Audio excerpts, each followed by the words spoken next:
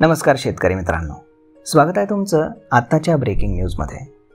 मित्रांनो, केंद्र सरकारनं 14 खरीप पिकांच्या किमान आधारभूत किमतीमध्ये म्हणजेच MSP मध्ये वाढ केली आहे। केंद्रीय मंत्रिमंडळानं बुधवारी हा निर्णय घेतलाय।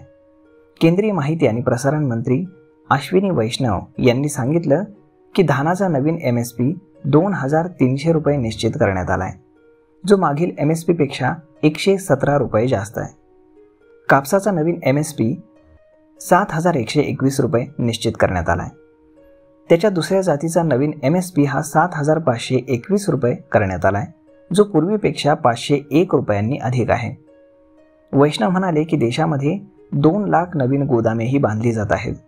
नव्या MSP मुळे सरकारवरती 2 लाख कोटी रुपयांचा बोजा अतिरिक्त पडणार आहे।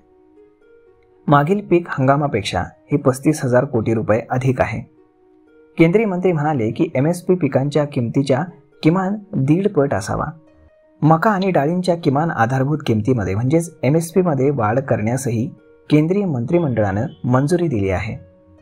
तूर डाळीच्या MSP मध्ये 550 रुपये प्रति क्विंटल आणि उडीद डाळीच्या MSP मध्ये 450 रुपये प्रति क्विंटलनं वाढ करण्यास मान्यता देण्यात आली आहे। यानंतर आता तूर डाळीचा MSP हा 7550 रुपये प्रति क्विंटल आणि उडीद डाळीचा MSP हा 7400 रुपये प्रति क्विंटल झालेला आहे। यासोबतच मक्याच्या MSP मध्ये प्रति क्विंटल 135 रुपयांनी तर मुगाच्या MSP मध्ये 124 रुपये प्रति क्विंटलनं वाढ करण्यात आली आहे।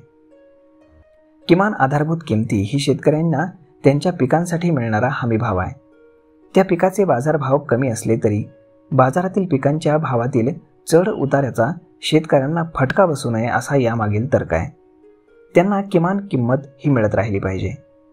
सरकार अर्थातच कृषी खर्च आणि किमती आयोगाच्या शिफारशीनुसार प्रत्येक हंगामापूर्वी MSP ठरवत असते।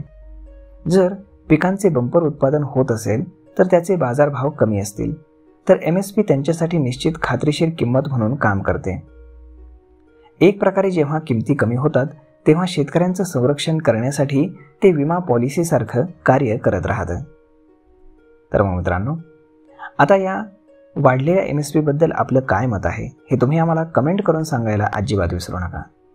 जर हा व्हिडिओ तुम्हाला आवडला असेल तर आपल्या जवळच्या मित्रमंडळींसोबत देखील हा व्हिडिओ तुम्ही शेअर करायला विसरू नका। धन्यवाद।